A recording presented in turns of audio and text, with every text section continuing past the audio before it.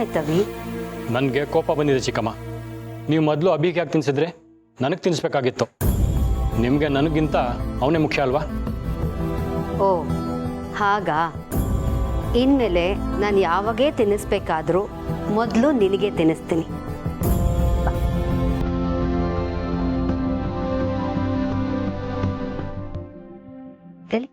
ಮಾಡು.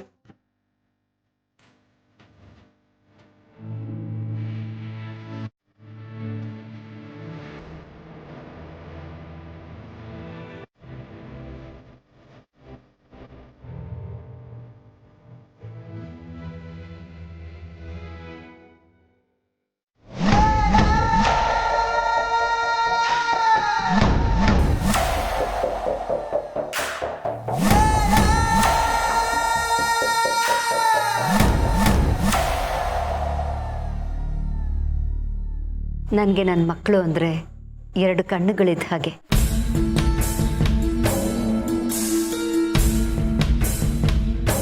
ಇವರಿಬ್ಬರು ನನಗೆ ಮುಖ್ಯನೇ.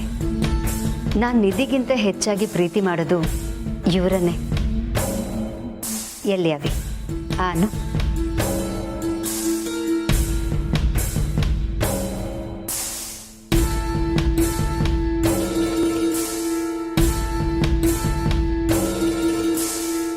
ಅವ್ರಿಗೆ ತಿನ್ಸಿದ್ ಸಾಕು, ನೀವು ತಿನ್ನಿ ಶಾರ್ವರಿ.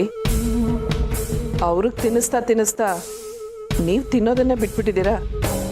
ಪರವಾಗಿಲ್ಲ, ನನ್ನ ಮಕ್ಕಳು ಹೊಟ್ಟೆ ತುಂಬಿದ್ರೆ ನನ್ನ ಹೊಟ್ಟೆನೂ ತುಂಬಿದ ಹಾಗೇನೆ. ಇವ್ರು ನನ್ನ ಕಣ್ಣಿಗಿನ್ನೂ ಚಿಕ್ಕ ಮಕ್ಕಳು ಹಾಗೆ ಕಾಣ್ತಾರೆ.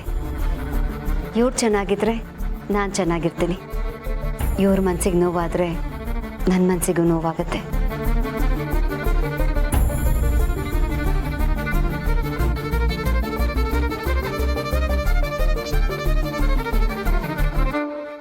ಎಷ್ಟು ನಾಟಕ ಮಾಡ್ತಿದ್ದಾಳೆ ನೋಡಿ. ಇದಕ್ಕೆ ನೀವು ಹೇಳಿದ್ದಕ್ಕೆ ಮಕ್ಕಳು ಸುಮ್ಮನೆ ಇದ್ದಾರೆ. ಇಲ್ದಿದ್ರೆ ಇಷ್ಟೊತ್ತಿಗೆ ಅವಳ ಕತೆ ಬೇರೆನೇ ಆಗ್ತಿತ್ತು.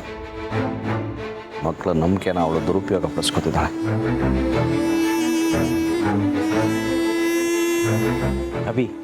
ಅವಿ ನೋಡಿದ್ರ ಚಿಕ್ಕಮ್ಮನಿಗೆ ನಿಮ್ಮ ಮೇಲೆ ಎಷ್ಟು ಪ್ರೀತಿ. ಅವಳು ಬದುಕಿರೋದೇ ನಿಮಗೋಸ್ಕರ ಅಂತ ಹೇಳ್ಬೋದು. ಹೌದು ಮಾಧವ್ ಅವರೇ, ಶಾರ್ವರಿ ಪ್ರೀತಿ ತುಂಬಾ ದೊಡ್ಡದು. ಶಾರ್ವರಿ ಈ ಮನೆಗೆ ಬಂದಿರೋ ಉದ್ದೇಶನೇ ಈ ಮನೆ ಸಂತೋಷವಾಗಿಡ್ಬೇಕು ಅಂತ. ತಿನ್ಸಿ ಚಿಕ್ಕಮ್ಮ. ನೀವು ವಿಷ ಕೊಟ್ಟರು ನಾವು ನಿಮ್ಮನ್ನು ನಂಬಿ ತಿಂತೀವಿ.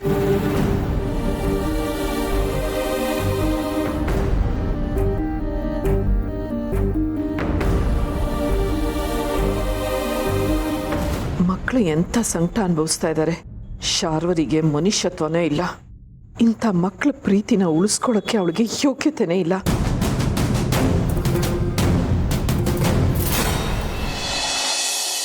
ಕಾಲ್ ರಿಸೀವ್ ಮಾಡ್ತಿಲ್ಲ ಅಂದರೆ ಬ್ಯುಸಿ ಇದ್ದೀನಿ ಅಂತ ಅರ್ಥ. ಪದೇ ಪದೇ ಕಾಲ್ ಮಾಡೋ ಅಂಥದ್ದು ಏನಿದೆ?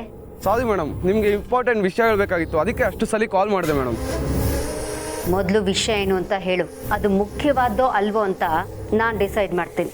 ಮೇಡಮ್, ಆ ಸಮರ್ಥ ಇದ್ದಾನಲ್ಲ, ಅವನನ್ನ ಒಂದು ವ್ಯಕ್ತಿ ಜೊತೆ ನೋಡಿದೆ ಮೇಡಮ್. ನಮ್ಮ ಕಡೆ ಒಬ್ಬ ಸ್ಟೇಷನ್ನಿಂದ ತಪ್ಪಿಸ್ಕೊಂಡಿದ್ನಲ್ಲ ಮೇಡಮ್, ಅವನು ಬೆಂಗಳೂರಲ್ಲೇ ಇದ್ದಾನೆ ಮೇಡಮ್. ಮೇಡಮ್, ಅವನ ಬಗ್ಗೆ ಗೊತ್ತಾಗಿ ಅವನು ಹಿಡಿಯೋಕ್ಕೆ ಅಂತ ಹೋದಾಗ ಸಮರ್ಥನ ನೋಡಿದೆ ಮೇಡಮ್. ಹೌದಾ? ನಿಜವಾಗ್ಲೂ ಇದು ತುಂಬ ಮುಖ್ಯವಾದ ವಿಷಯನೇ. ಇಮಿಡಿಯೇಟ್ ಆಗಿ ಆ ಹುಡುಗನ ಬಗ್ಗೆ ಎಲ್ಲ ವಿಷಯಗಳನ್ನು ಕಲೆಕ್ಟ್ ಮಾಡು. ಹಾಗೆ ನಾನು ನಿನಗೊಂದು ನಂಬರ್ ಕೊಟ್ಟಿದ್ನಲ್ಲ, ಆ ನಂಬರ್ ಬಗ್ಗೆ ಡೀಟೇಲ್ಸ್ ಎಲ್ಲ ನನಗೆ ಇಮಿಡಿಯೇಟ್ ಆಗಬೇಕು. ಸರಿ ಮೇಡಮ್, ಅದೆಲ್ಲ ನಾವು ನೋಡ್ಕೋತೀವಿ. ನೀವು ಹೇಳಿದ ಕೆಲಸ ಎಲ್ಲ ಮುಗಿಸಿ ನಾವು ಮತ್ತೆ ಕಾಲ್ ಮಾಡ್ತೀನಿ ಮೇಡಮ್. ಆ ವ್ಯಕ್ತಿ ಯಾರು? ಆ ವ್ಯಕ್ತಿಗೂ ಸಮರ್ಥಗೂ ಏನು ಸಂಬಂಧ? ಸಮರ್ಥ ಯಾಕೆ ಅವನ ಜೊತೆ ಓಡಾಡ್ತಿದ್ದಾನೆ? ಏನಾಗ್ತಿದೆ ಅನ್ನೋದೇ ಗೊತ್ತಾಗ್ತಾ ಇಲ್ಲ. ಒಟ್ಟಿನಲ್ಲಿ ಎಲ್ಲರೂ ಸೇರಿಕೊಂಡು ನನ್ನ ನೆಮ್ಮದಿನ ಹಾಳು ಮಾಡ್ತಿದ್ದಾರೆ. ಇದನ್ನೆಲ್ಲ ಆದಷ್ಟು ಬೇಗ ಬಗೆಹರಿಸ್ಕೋಬೇಕು. ಇಲ್ಲ ಅಂದರೆ ಇದೆಲ್ಲ ನನ್ನ ಕುತ್ತಿಗೆಗೆ ಬರೋ ಹಾಗೆ ಕಾಣಿಸ್ತಾ ಇದೆ.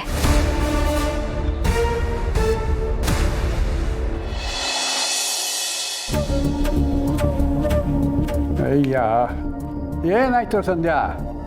ಫೋನ್ನಲ್ಲಿರೋ ವಿಡಿಯೋ ಎಲ್ಲ ಲ್ಯಾಪ್ಟಾಪ್ಗೆ ಆಯ್ತಾ? ಇಲ್ಲ ತಾತ, ಅದೇ ಟ್ರೈ ಮಾಡ್ತಿದ್ದೀನಿ, ಯಾಕೋ ಕನೆಕ್ಟೇ ಆಗ್ತಿಲ್ಲ. ಫೋನಲ್ಲಿರೋ ವೀಡಿಯೋಸ್ ಯಾವುದೂ ಓಪನ್ನೂ ಆಗ್ತಿಲ್ಲ.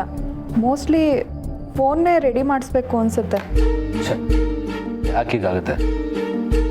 ಏಯ್ ಅದಕ್ಕೆ ಯಾಕೋ ಬೇಜಾರು ಮಾಡ್ಕೋತೀಯ?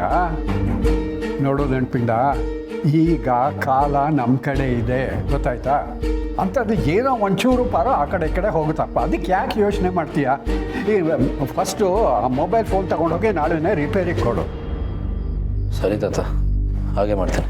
ಸರಿ, ಹೋಗಿಬ್ರು ಮಲ್ಕೊಳ್ಳಿ, ಉಳಿದಿದ್ದು ನಾಳೆ ನೋಡೋಣ.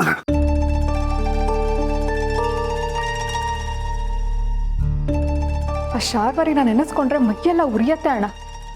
ಪಾಪ ಅಭಿ ಅಣ್ಣ ಅವಳನ್ನ ಎಷ್ಟು ನಂಬಿದ್ರು.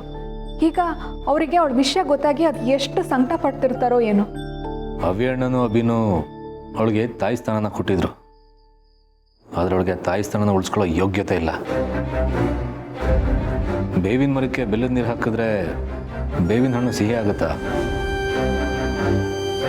ಅವಳೊಂಥರ ರಾಕ್ಷಸಿ. ಅವಳಿಗೆ ಎಷ್ಟೇ ಪ್ರೀತಿ ತೋರಿಸಿದ್ರು ವಿಷ ಕಾರ್ತಾನೆ ಇರ್ತಾಳೆ. ಹೌದಣ್ಣ, ನೀನು ಹೇಳ್ದಾಗೆ ಅವಳು ರಾಕ್ಷಸಿನೇ. ಅವಳಿಂದಾಗಿ ಅದು ಎಷ್ಟು ಪ್ರಾಣಗಳು ಹೊರಟೋಗಿದೆ. ಈಗ ಅಭಿಗೂ ಅವಿ ಅಣ್ಣಂಗೂ ಅವಳ ವಿಷಯ ಗೊತ್ತಾಗಿದೆ ಅಂತ ಅವಳಿಗೆ ಗೊತ್ತಾದರೆ ಅವ್ರ ಪ್ರಾಣಕ್ಕೂ ಏನಾದರೂ. ಅವಳೇನಾದರೂ ಆ ಥರ ಯೋಚನೆ ಮಾಡಿದ್ರೆ ನಾನು ಮತ್ತೆ ಜೈಲ್ಗೆ ಹೋದ್ರೂ ಪರವಾಗಿಲ್ಲ, ಅವಳನ್ನ ಕೊಂದೇ ಬಿಡ್ತೀನಿ. ಅಣ್ಣ, ಸ್ವಲ್ಪ ಸಮಾಧಾನ ಮಾಡ್ಕೊ. ಇಲ್ಲ, ನೀನು ಹೇಳಿದ್ದು ಸರಿನೇ. ನಾನು ಇದ್ರ ಬಗ್ಗೆ ಯೋಚನೆ ಮಾಡಿದ್ದೀನಿ. ನಾವು ಯಾವುದಕ್ಕೂ ಹುಷಾರಾಗಿರಬೇಕು.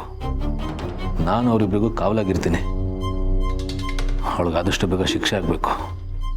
ಅವಳನ್ನ ಕಂಬಿಯಿಂದ ಕೊಳೆಯಾಗಿ ಮಾಡಬೇಕು. ಅಣ್ಣ, ಈ ಮೊಬೈಲ್ನ ನೀನು ನಾಳೆನೇ ರೆಡಿ ಮಾಡಿಸು. ಈ ಮೊಬೈಲ್ ರೆಡಿಯಾಗಿ ನಮಗೆ ಆ ವಿಡಿಯೋ ಎಲ್ಲ ಸಿಕ್ತಿದ್ದ ಹಾಗೆ ಅವಳ ಬಣ್ಣ ಎಲ್ಲ ಬಯಲಾಯಿತು ಅಂತಾನೆ ಅರ್ಥ.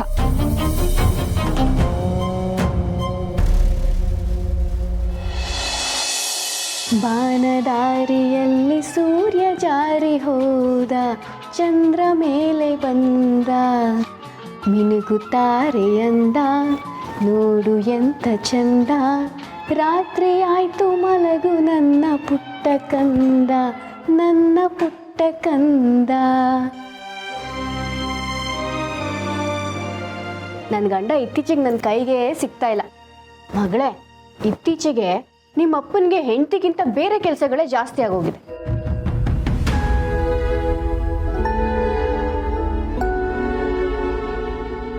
ರೀ, ಏನಾಯ್ತು? ನೀವು ನೆನ್ನೆಯಿಂದ ಯಾವುದೋ ಯೋಚನೆಲಿದ್ದೀರಾ. ನನ್ನ ಹತ್ರನೂ ಸರಿಯಾಗಿ ಮಾತಾಡ್ತಿಲ್ಲ. ಅದೇನು ಅಂತ ನನ್ನ ಹತ್ರ ಹೇಳ್ಕೋಬಾರ್ದಾ? ಸಾರಿ ಪೂರ್ಣೆ, ಆಫೀಸ್ ಕೆಲಸಗಳಿಂದ ಡಿಸ್ಟರ್ಬ್ ಆಗಿ ಸಂಬಂಧಗಳನ್ನ ನೆಗ್ಲೆಕ್ಟ್ ಮಾಡ್ತೀವೋ ಅಥವಾ ಸಂಬಂಧಗಳಿಂದ ಡಿಸ್ಟರ್ಬ್ ಆಗಿ ಮನಸ್ಸುಗಳನ್ನ ಹಾಳು ಮಾಡ್ಕೋತಿದ್ದೀವೋ ಗೊತ್ತಾಗ್ತಿಲ್ಲ. ರೀ, ಏನು ಮಾತಾಡ್ತಿದ್ದೀರಾ ನೀವು? ಓಹ್, ಸಾರಿ ಪೂರ್ಣೆ, ಏನೋ ಹೇಳೋಕ್ಕೋಗಿ ಇನ್ನೇನೋ ಹೇಳ್ತಿದ್ದೀನಿ. ಅದು ಕೆಲಸದ ಟೆನ್ಷನು. ನಿನಗೆ ಟೈಮ್ ಕೊಡೋಕ್ಕಾಗ್ತಿಲ್ಲ, ನನ್ನ ಕ್ಷಮಿಸ್ಬಿಡು. ಇಷ್ಟಕ್ಕೆಲ್ಲ ಕ್ಷಮೆ ಯಾಕೆ ಕೇಳ್ತಿದ್ದೀರಾ? ನಾನೇನೋ ತಮಾಷೆಗೆ ನಿಮಗೆ ರೇಗ್ಸಕ್ಕೆ ಹಾಗೆ ಹೇಳಿದೆ ಅಷ್ಟೇ. ಇಲ್ಲ ಪೂರ್ಣೆ, ನಿನ್ನಿಂದ ಚಿಕ್ಕಮ್ಮನ ವಿಷಯನೂ ಮುಚ್ಚಿಟ್ಟಿದ್ದೇನೆ. ಸದ್ಯಕ್ಕೆ ಅದನ್ನೆಲ್ಲ ನಿನ್ನ ಹತ್ರ ಹೇಳುವಂಥ ಪರಿಸ್ಥಿತಿಯಲ್ಲಿಲ್ಲ. ಹಾಗಾಗಿ ನನ್ನ ಕ್ಷಮಿಸ್ಬಿಡು. ರೀ, ಮತ್ತೇನು ಯೋಚನೆ ಮಾಡ್ತಿದ್ದೀರಾ? ನಾನು ನಿಜವಾಗ್ಲೂ ತಮಾಷೆಗೆ ಹೇಳಿದ್ದು. ನನಗೆ ಗೊತ್ತು ಪೂರ್ಣೆ, ನಾನು ತಮಾಷೆಯಾಗಿ ಕ್ಷಮೆ ಕೇಳಿದ್ದು. ನೀನು ನನ್ನ ಕ್ಷಮಿಸ್ಬೇಕು. ನೀನು ಸೀರಿಯಸ್ ಆಗಿ ಕ್ಷಮಿಸ್ತೀಯೋ ತಮಾಷೆಯಾಗಿ ಕ್ಷಮಿಸ್ತೀಯೋ ಅದು ನಿನ್ಗೆ ಬಿಟ್ಟಿದ್ದು. ಏನೋ ಗೊತ್ತಾಗ್ತಿಲ್ಲ, ನಿಮ್ಮ ಮಾತುಗಳಂತೂ ವಿಚಿತ್ರವಾಗಿದೆ. ಹೋಗಲಿ ಬಿಡು.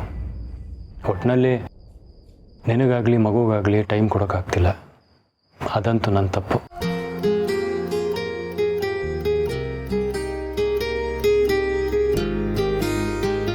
ಸಾರಿ ಮಗಳೇ, ನಿನ್ನ ಅಪ್ಪ ಇನ್ನು ಮುಂದೆ ನಿನಗೆ ಟೈಮ್ ಕೊಡ್ತಾನೆ, ನಿನ್ನ ಜೊತೆ ಆಟ ಆಡ್ತಾನೆ, ಸರಿನಾ? ಆಹಾ, ಮಗಳಿಗೆ ಟೈಮ್ ಕೊಟ್ರೆ ಸಾಕಾ? ನಾನು ನಿಮಗೆ ಬೇಡ ಆಗ್ಬಿಟ್ಟೆ ಅಲ್ವಾ? ಆಯ್ತು, ಮಗಳ ಜೊತೆನೇ ಇರಿ. ನೋಡಿದ್ಯಾ ಮಗಳೇ, ನಿಮ್ಮಮ್ಮ ಮುಂಚ್ಕೊಂಡಿದ್ದಾಳೆ. ಮುಂಚ್ಕೊಂಡಿದ್ರು ಎಷ್ಟು ಮುದ್ದಾಗಿ ಕಾಣ್ತಿದ್ದಾಳೆ ನೋಡು. ನಿಮ್ಮ ಅಮ್ಮನಿಗೂ ನಿನ್ನ ಹಾಗೆ ಮಗುವಿನ ಮಂಚು. ಈಗ ಈ ಮಗುಗೂ ಸ್ವಲ್ಪ ಸಮಾಧಾನ ಮಾಡ್ತೀನಿ.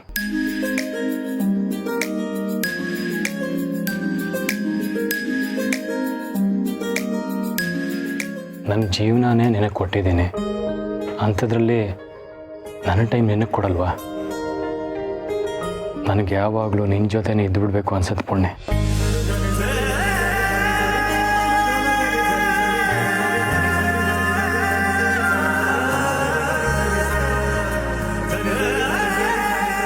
ಅಬ್ಬಾ, ಈಗ ನನಗೆ ಸಮಾಧಾನ ಆಯಿತು.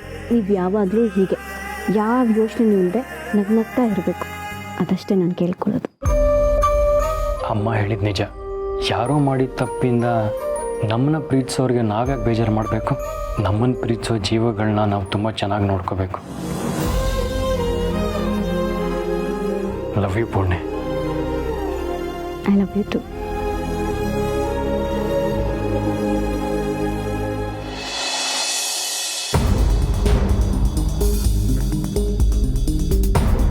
ಹಾಗಿದ್ರೆ ನಾವೀಗ ಏನು ಪ್ಲ್ಯಾನ್ ಮಾಡೋದಮ್ಮ? ನನಗಂತೂ ಏನು ಮಾಡಬೇಕು ಅಂತಲೇ ಗೊತ್ತಾಗ್ತಿಲ್ಲ. ಈಗ ನೀವು ದತ್ತ ಅವರು ಹೇಳಿದ ಹಾಗೆ ಮುಂದುವರಿಬೇಕು.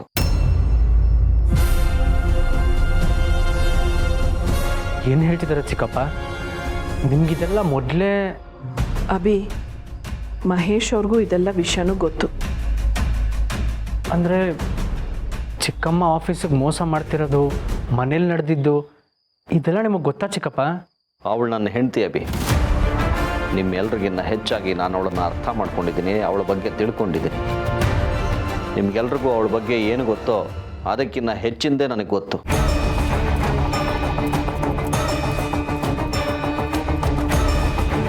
ನಿಮಗೆಲ್ಲ ಮುಂಚೆನೇ ಗೊತ್ತಿದ್ರೆ ನಮ್ಗೆ ಯಾಕೆ ಹೇಳಲಿಲ್ಲ ಚಿಕ್ಕಪ್ಪ? ಹೇಗೆ ಹೇಳೋಕ್ಕಾಗ್ತಿತ್ತು ಅಭಿ? ಈಗ ಅಣ್ಣ ಯಾವ ಮನಸ್ಥಿತಿಲಿ ಇದ್ದಾನೋ ಇದುವರೆಗೂ ನೀವು ಅದೇ ಮನಸ್ಥಿತಿಲಿ ಇದ್ರಿ. ಶಾರ್ವರಿ ಮೇಲೆ ನಿಮಗೂ ಅಷ್ಟೇ ನಂಬಿಕೆ ಇತ್ತು. ಅಂದರೆ ಎಲ್ಲ ವಿಷಯಗಳು ನಿಮಗೆ ಮೊದಲೇ ಗೊತ್ತಿದ್ರು ಹೇಳೋಕ್ಕಾಗದೇ ಇರೋ ಪರಿಸ್ಥಿತಿನಲ್ಲಿ ನಾನಿದ್ದೆ. ಅವಳು ಮಾಡಿರೋ ಅನ್ಯಾಯಗಳು ಒಂದಾಗೆರಡ, ಅದನ್ನೆಲ್ಲ ಅಣ್ಣನ ಮುಂದೆ ಎಳೆ ಎಳೆಯಾಗಿ ಬಿಚ್ಚಿಡಬೇಕು. ಅವಳು ಮಾಡಿರೋ ಪಾಪದ ಕೆಲಸಗಳಿಗೆ ಪ್ರಾಯಶ್ಚಿತ ಆಗಬೇಕು. ಅವಳು ಸಾಮಾನ್ಯದವಳಲ್ಲ. ಯಾವಾಗಲೂ ಮನಸ್ಸಲ್ಲಿ ಕೆಟ್ಟದನ್ನು ಯೋಚನೆ ಮಾಡ್ತಾ ಈ ಮನೆಯವರೆಲ್ಲರ ಮೇಲೆ ವಿಷಾಕಾರವಳು. ಮಹೇಶ್ವರಿ, ಈ ಮನೆನ ಮುಳುಗಿಸ್ಬೇಕು ಅಂತಾನೆ ಈ ಮನೆ ಸೇರ್ಕೊಂಡಿರೋಳು. ಈ ಮನೆಯಲ್ಲಿ ನಡೆದಿರೋ ಅನಾಹುತಗಳಿಗೆ ಕಾರಣನೇ ಅವಳು. ಮಹೇಶ್ವರಿ, ಅನ್ನ ಹಾಕಿದ ಮನೆಗೆ ಕನ್ನ ಹಾಕ್ತಾಳವಳು. ತನ್ನ ಆಸೆಗಳನ್ನು ನೆರವೇರಿಸಿಕೊಳ್ಳೋದಕ್ಕೋಸ್ಕರ ಪ್ರಾಣಗಳನ್ನೇ ಬಲಿ ಕೊಡೋ ಪಾಪಿ ಅವಳು. ಅವಳಿಂದನೇ ನಿಮ್ಮ ಮಹೇಶ್ವರಿ,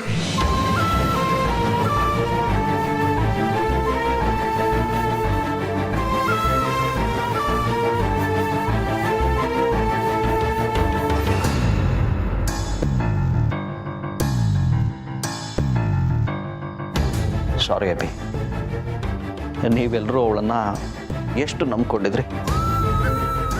ನಿಮಗೆ ಮೋಸ ಮಾಡುವಂಥ ಧೈರ್ಯ ಅವಳಿಗೆ ಹೇಗೆ ಬಂತು? ಅದನ್ನೆಲ್ಲ ನೆನೆಸ್ಕೊಂಡು ನನಗೆ ಕೋಪ ಬಂತಷ್ಟೆ. ನನಗೂ ಅಷ್ಟೇ ಕೋಪ ಇದೆ ಚಿಕ್ಕಪ್ಪ. ಕೋಪದ ಜೊತೆಗೆ ದುಃಖನೂ ಇದೆ. ಆದರೆ ಈಗ ನನಗುರಿ ಒಂದೇ, ಚಿಕ್ಕಮ್ಮ ಮಾಡಿರೋ ಮೋಸದ ಬಗ್ಗೆ ಅಪ್ಪಂಗೆ ಹೇಳಬೇಕು. ಹಾಗಾದರೆ ನಾಳೆಯಿಂದನೇ ನಿಮ್ಮ ಕೆಲಸಗಳನ್ನ ಶುರು ಮಾಡಿ. ನೀವೇನು ಮಾಡಬೇಕು ಅಂದ್ಕೊಂಡಿದ್ದೀರೋ ಅದನ್ನು ಯೋಚನೆ ಮಾಡಿ ತಾಳ್ಮೆಯಿಂದ ಮಾಡಿ. ಸರಿ ಅಮ್ಮ, ಹಾಗೆ ಆಗಲಿ. ಅಭಿ, ಶಾರ್ವರಿಗೆ ಅವಳ ತಪ್ಪಿನ ಅರಿವು ಆಗಬೇಕು. ಅವಳು ಮಾಡಿರೋ ತಪ್ಪಿಗೆ ಶಿಕ್ಷೆ ಅನುಭವಿಸ್ಬೇಕು. ಅದಕ್ಕಾಗಿ ನಾನು ನಿಮ್ಮ ಜೊತೆಗಿರ್ತೇನೆ. ಥ್ಯಾಂಕ್ಸ್ ಚಿಕ್ಕಪ್ಪ.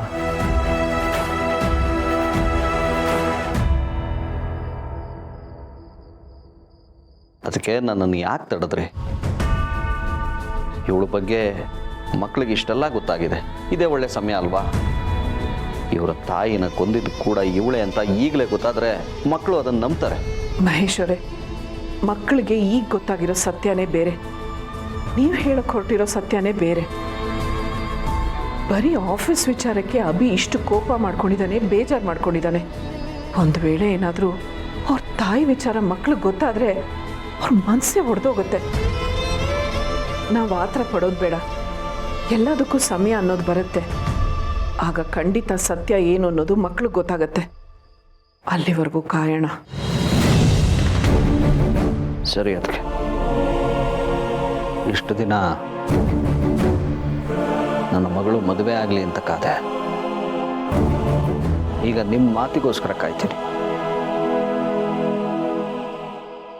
ಮಕ್ಕಳಿಗೆ ಅದೊಂದು ಸತ್ಯ ಗೊತ್ತಾಯಿತು ಅಂದರೆ ಅವಳ ಅಂತ್ಯ ಆಯಿತು ಅಂತಲೇ ಅರ್ಥ.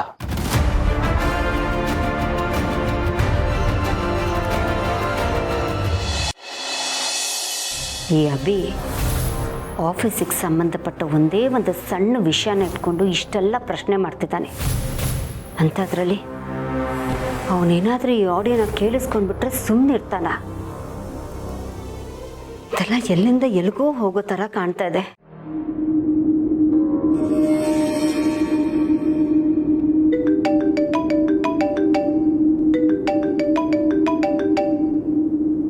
ಇಷ್ಟೊತ್ತಲ್ಲಿ ಫೋನ್ ಮಾಡ್ತಾ ಇದ್ದಾರೆ. ಮುಂದಿನ ಜನ್ಮ ಅಂತ ಇದ್ರೆ ತಿಗಣಿಯಾಗೆ ಹುಟ್ಟಬೇಕು ಅವರು. ಕಾಲ್ ಮುರಿದು ಮೂಲೆ ಕೂಡಿಸ್ಬಿಡ್ಬೇಕು. ಅಲ್ಲ ಬೇಗ ಫೋನ್ ರಿಸೀವ್ ಮಾಡೋಕೆ ಏನಾಗಿದೆ ನಿನಗೆ? ಅಲ್ಲ ಮೇಡಮ್, ತಿಗಣೆ.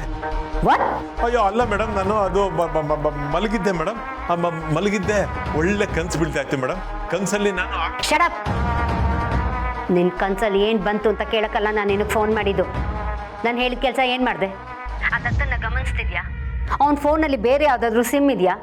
ಅವನು ಯಾರಿಗಾದ್ರೂ ಮೆಸೇಜ್ ಮಾಡ್ತಿದ್ದಾನಾ? ಮೇಡಮ್, ಊಟ, ತಿಂಡಿ, ನಿದ್ದೆ, ಇನ್ನೊಂದು ಮತ್ತೊಂದು ಎಲ್ಲ ಬಿಟ್ಟು ದತ್ತನ ಪ್ರತಿಯೊಂದು ಹೆಜ್ಜೆನೂ ಗಮನಿಸ್ತಾ ಇದ್ದೀನಿ ಮೇಡಮ್. ದೇವರಾಣೆ ಹೇಳ್ತೀನಿ, ಅವನ ಹತ್ರ ಇರೋದು ಒಂದೇ ಫೋನು, ಒಂದೇ ಸಿಮ್ಮು ಮೇಡಮ್. ನೀನು ಸರಿಯಾಗಿ ನೋಡಿದ್ಯಾ ತಾನೇ? ಹ್ಞೂ ಮೇಡಮ್, ಸರಿಯಾಗಿ ಗಮನಿಸಿದ್ದೀನಿ. ಅವನ ಹತ್ರ ಇರೋದು ಒಂದು ಹಳೇ ಫೋನು, ಆ ಫೋನ್ಗೆ ಒಂದೇ ಒಂದು ಸಿಮ್ಮು. ಏನು ಸಿಕ್ಕಾಪಟ್ಟೆ ಕಾಲು ಬರುತ್ತಾ? ಇಲ್ಲ, ದಿನಕ್ಕೆ ಬರೋದು 3 ಮತ್ತೊಂದು ಕಾಲು ಅಷ್ಟೆ. ಆದರೆ ಅವನು ಫೋನ್ ಸ್ವಿಚ್ ಆಫ್ ಮಾಡಿ ಬೇರೆ ಸಿಮ್ ಏನಾದರೂ ಹಾಕ್ಕೊಂಡು ಚೆನ್ನಾಗಿ ಹೇಳಿದ್ರಿ. ಅಪ್ಪಿ ತಪ್ಪಿ ಅವನ ಫೋನ್ ಏನಾದರೂ ಆಫ್ ಆಗಿಬಿಟ್ರೆ ನನ್ನ ಹತ್ರ ಎತ್ಕೊಂಡ್ಬರ್ತಾನೆ. ಜುಗ್ಗ ಸ್ವಲ್ಪ ಇದನ್ನ ಆನ್ ಮಾಡ್ಬಿಡು ಅಂತ. ಅದರಲ್ಲಿ ಅವನು ಇನ್ನೊಂದು ಫೋನ್ ಯೂಸ್ ಮಾಡೋದು, ಆ ಫೋನಿಗೆ ಸಿಮ್ ಹಾಕೋದು, ಅದರಿಂದ ಮೆಸೇಜ್ ಕಳಿಸೋದು. ಅಯ್ಯೋ, ಇವೆಲ್ಲ ಆಗದೆ ಇರೋ ಹೋಗದೆ ಇರೋ ಕತೆ ಬಿಡಿ ಮೇಡಮ್. ನೀವೇನು ತಪ್ಪು ತಿಳ್ಕೊಳ್ದೇ ಇದ್ರೆ ಆ ನಿದ್ದೆ ಅನ್ನೋ ಪರಮಾತ್ಮ ನನ್ನ ಕಣ್ಣಂಚಲ್ಲಿದ್ದಾನೆ. ಫೋನ್ ಕಟ್ ಮಾಡಿ ಮಲ್ಕೊಂಡು ನಿದ್ದೆ ಮಾಡಲ ಮೇಡಮ್. ತುಳಸಿನೂ ಮೆಸೇಜ್ ಮಾಡಿಲ್ಲ, ದತ್ತನೂ ಮೆಸೇಜ್ ಮಾಡಲಿಲ್ಲ. ಹಾಗಾದರೆ ನನ್ನ ಬಗ್ಗೆ ಇನ್ಯಾರಿಗೆ ಗೊತ್ತಿರೋಕ್ಕೆ ಸಾಧ್ಯ? ಏನು ಮಾಡಲಿ? The subscriber is currently switched off. Switch off. ಇರಲಿ, ನಾನು ನಿನ್ನ ಜೊತೆ ನೇರವಾಗಿ ಮಾತಾಡಬೇಕು ಅಂತ ಮೆಸೇಜ್ ಮಾಡ್ತೀನಿ. ನಿಮ್ಮ ಜೊತೆ ನಾನು ಮಾತಾಡಬೇಕು. ಸುಮ್ಮನೆ ಮೆಸೇಜ್ ಮಾಡೋದ್ರಿಂದ ಯಾವ ಲಾಭನೂ ಇಲ್ಲ. ನೇರವಾಗಿ ಮಾತಾಡಿ. ನಿಮ್ಗೇನೇ ಬೇಕಿದ್ರೂ ಕೊಡೋಕ್ಕೆ ನಾನು ಸಿದ್ಧ. ನನಗೆ ಕಾಲ್ ಮಾಡಿ. ಇಲ್ಲ ಅಂದರೆ ಇದೇ ಕಡೆ ನಾನು ಮತ್ತೆ ನಿಮ್ಮ ಮೆಸೇಜ್ ನೋಡಲ್ಲ.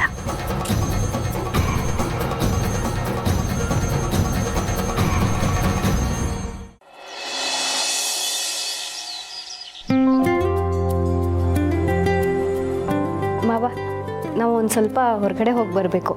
ಮಗುಗೆ ಒಂದಷ್ಟು ಐಟಮ್ ಬೇಕಾಗಿದೆ. ಆಮೇಲೆ ನಾವು ಶಾಪಿಂಗ್ ಹೋಗಿ ತುಂಬ ದಿನ ಆಯಿತು. ಶಾಪಿಂಗಾ? Very good. ಆಫೀಸ್ ಕೆಲಸಗಳು ತುಂಬ ಬ್ಯುಸಿಯಾಗಿದ್ದೆ, ಹಾಗಾಗಿ ಪೂರ್ಣಿಗೂ ಮಗುಗೂ ಟೈಮ್ ಕೊಡೋಕ್ಕಾಗಿರಲಿಲ್ಲ. ಅದಕ್ಕೆ ಇವತ್ತು ಇವ್ರನ್ನ ಆಚೆ ಕರ್ಕೊಂಡು ಹೋಗ್ಬರೋಣ ಅಂತ. Very good, very good. ಹಾಂ, ಇದು ನನ್ನ ಕಡೆಯಿಂದ ಮಗುಗೆ.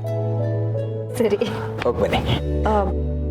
ಅಲ್ಲ ಅವಿ, ನೀನು ಇದ್ದಕ್ಕಿದ್ದಾಗೆ ಹೀಗೆ ಶಾಪಿಂಗ್ ಹೊರಟ್ಬಿಟ್ರೆ ಆಫೀಸ್ ಕಡೆ ಯಾರು ನೋಡ್ಕೋತಾರೆ? ಆಫೀಸ್ ಕೆಲಸ ಎಲ್ಲ ಹಾಗೆ ಉಳಿಯಲ್ವಾ? ಅದನ್ನೆಲ್ಲ ಅಭಿಗೆ ವಹಿಸ್ತೀನಮ್ಮ. ಇವತ್ತೊಂದು ಮೀಟಿಂಗ್ ಇದೆ, ಅವ್ನಿಗೆ ಅಟೆಂಡ್ ಮಾಡೋಕ್ಕೆ ಹೇಳಿದ್ದೇನೆ. ಹಾಗಿದ್ರೆ ಸರಿ, ಆರಾಮಾಗಿ ಹೋಗಿ ಬನ್ನಿ. ಆಫೀಸ್ ಕೆಲಸ ಎಷ್ಟು ಮುಖ್ಯನೋ ಹೆಂಡತಿ ಮಗುಗೆ ಟೈಮ್ ಕೊಡೋದು ಅಷ್ಟೇ ಮುಖ್ಯ. ಸರಿ, ನಾವಿನ್ನು ಬರ್ತೀವಿ.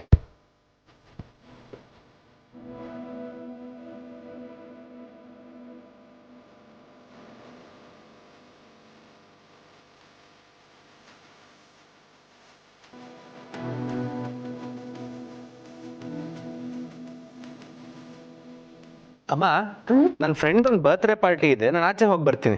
ಆಚೆ ಹೋಗ್ತಾ ಇದೆಯಾ? ಏನಪ್ಪ ಇದು? ಆಫೀಸ್ ಕೆಲಸ ಎಲ್ಲ ನಿನಗೆ ವಹಿಸಿದ್ದೀನಿ ಅಂತ ಅಭಿ ಹೇಳ್ತಾ ಇದ್ದ. ಹೌದಮ್ಮ, ಹಾಗಂತ ಬರ್ಡೇ ಪಾರ್ಟಿ ಮಿಸ್ ಮಾಡ್ಕೊಳಕ್ಕಾಗತ್ತಾ? ನಾನು ಅದನ್ನೆಲ್ಲ ನೋಡ್ಕೋತೀನಿ ಬಿಡಿ. ಏನಿದು ಮಾಧವ್ ಅವರೇ, ಇವತ್ತಿಬ್ರು ಆಫೀಸ್ಗೆ ಹೋಗ್ತಾ ಇಲ್ಲ, ಯಾವುದೋ ಇಂಪಾರ್ಟೆಂಟ್ ಮೀಟಿಂಗ್ ಇದೆ ಅಂತ ಅಭಿ ಬೇರೆ ಹೇಳ್ತಿದ್ದ. ಯೋಚನೆ ಮಾಡಿಬಿಡಿ ತುಳಸಿಯವರೇ, ಅಭಿ ನೋಡ್ಕೋತಾನೆ ಅಂತ ಹೇಳ್ತಿದ್ನಲ್ಲ, ಅವನು ಆಫೀಸ್ಗೆ ಹೋಗ್ತಾನೆ ಬಿಡಿ. ಸರಿ, ನಾನು ಮಹೇಶ ಕೆಫೆಗೆ ಹೋಗಿ ಬರ್ತೀವಿ.